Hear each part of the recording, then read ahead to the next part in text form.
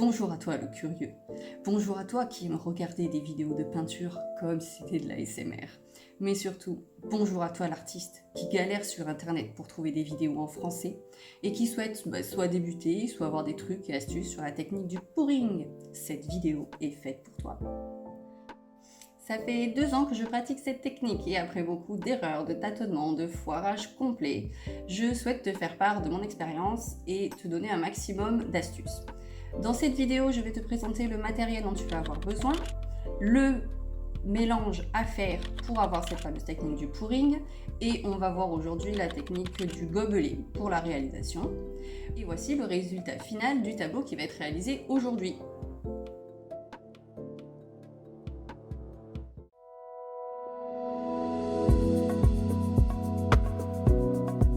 Avant de commencer la réalisation du tableau, voici les éléments essentiels à avoir en tête. Premièrement, le pouring est une technique de tableau super rapide, mais qui a besoin de beaucoup de préparation. Entre la préparation de la peinture, de la toile en elle-même, de ton espace, c'est très long.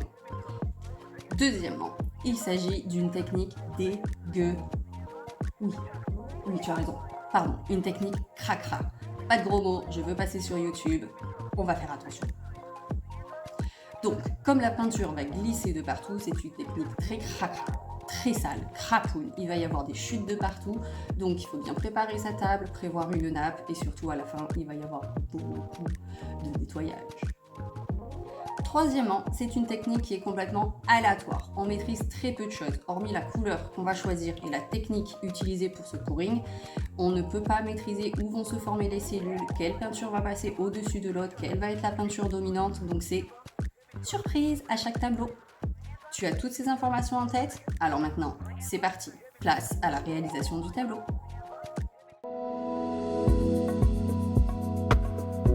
Voici le matériel dont tu vas avoir besoin.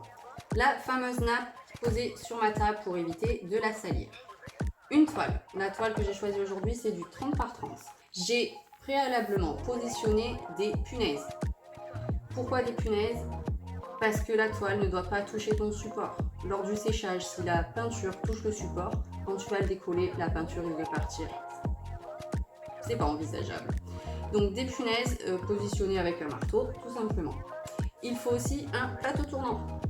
Pourquoi un plateau tournant? C'est pas obligatoire, mais ça t'évite de tourner autour de ta toile ou alors de la bouger, qui peut être des fois catastrophique. Donc un bon plateau tournant. Point de vue mélange, on va avoir besoin de peinture, d'eau et de colle, j'y reviens juste après, qu'on va mettre dans des gobelets et qu'on va mélanger avec des bâtonnets de glace. Et il nous faudra ensuite une spatule pour pouvoir bien étaler la peinture sur la toile et c'est tout. Let's go, c'est parti pour la première réalisation. Me voici parée de mon plus beau tablier. Tout simplement pour protéger les vêtements parce qu'on a l'habitude de s'en mettre de partout.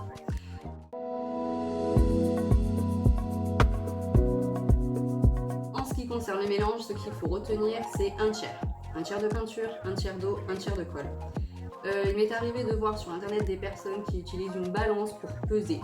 Je n'en utilise pas, je fais ça à l'œil. Pourquoi? Parce que suivant la peinture qu'on va utiliser, les peintures dans les tubes sont plus ou moins liquides.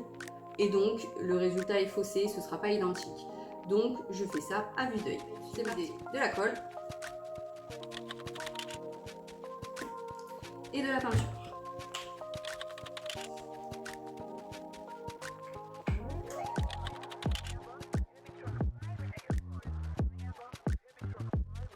Une fois que c'est bien mélangé, on va rajouter petit à petit l'eau. C'est là, une fois avoir bien mélangé, que la texture doit ressembler à du miel.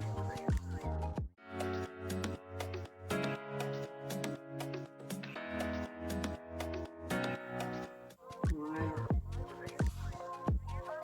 Ça, c'est parfait. Je vais procéder comme ça pour les 4 autres couleurs sélectionnées.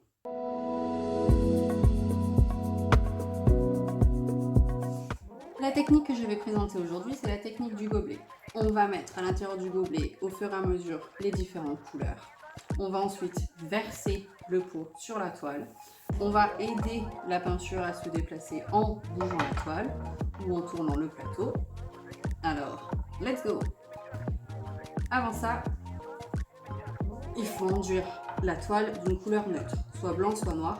J'ai toujours du blanc et du noir d'avance dans des petits pots de ketchup ou mayonnaise. Allez, c'est parti! Je mets ma peinture blanche. Bonne quantité.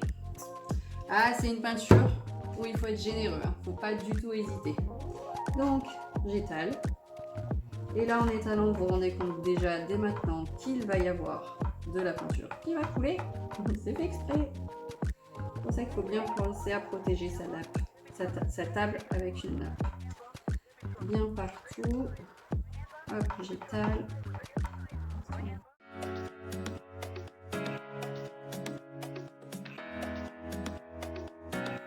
Voilà, la toile est préparée avec donc de la peinture blanche, pas juste de la peinture acrylique, hein, juste le fameux mélange dont je vous ai parlé tout à l'heure. Dans mon pot, c'est là que nous allons mettre les différentes couleurs une à une. Je vais commencer par la plus foncée.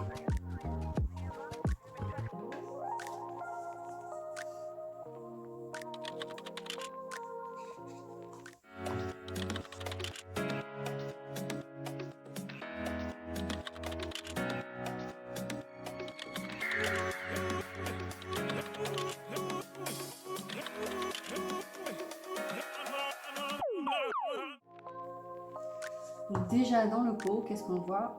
On voit les différentes strates de peinture.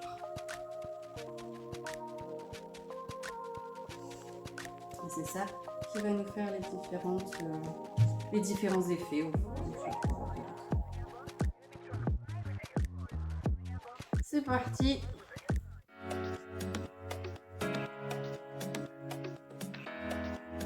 Et là on verse. J'ai décidé de verser, peut-être ça ressemble à une plume. Et maintenant, on va laisser agir la peinture en la déplaçant.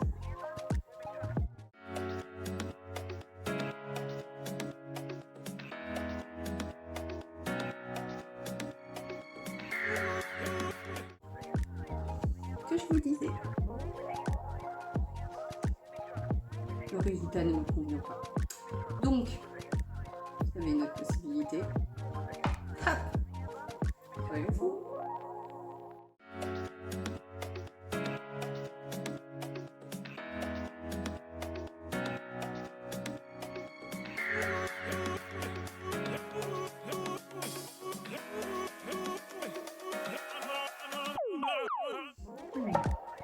On va laisser une partie comme ça, j'aime bien.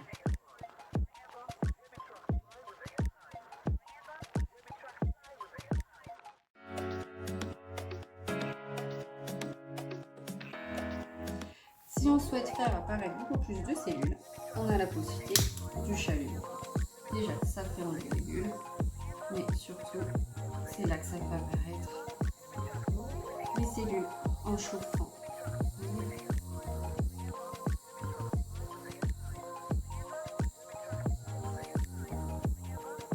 C'est une technique absolument aléatoire, on ne maîtrise pas où va se répandre la couleur.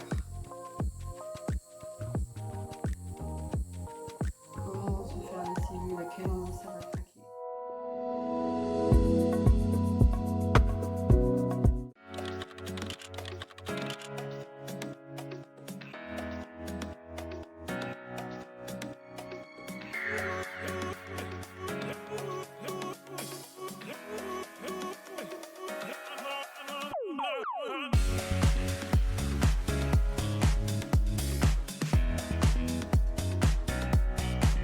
Voilà, la technique est finie, le tableau il me semble bien. L'avantage avec ça, c'est qu'on peut rajouter plein de choses. J'étais pas totalement satisfaite, donc avec une spatule et de la peinture noire, je suis revenue dessus en retravaillant certains éléments. J'ai soufflé du chaud à certains endroits pour qu'il y ait plus de cellules, plus de craquelures qui se fassent. Donc c'est possible vraiment de retravailler. Prochaine étape, pour moi, grand nettoyage, parce qu'il y a de la peinture de partout sur la nappe. J'en ai plein les doigts aussi. la toile dans un endroit sec et frais pendant 24 à 48 heures pour un long temps de séchage. Et pour toi, ami curieux, ami artiste, patiente quelques secondes, le résultat arrive de suite. J'espère que cette vidéo t'a plu, que ça a permis de répondre à certaines de tes questions et interrogations. Moi j'ai passé un excellent moment, j'espère qu'on va se revoir bientôt. N'hésite pas à laisser des commentaires, à me poser des questions, dire ce que tu en penses. Allez, à très bientôt et bonne peinture à toi!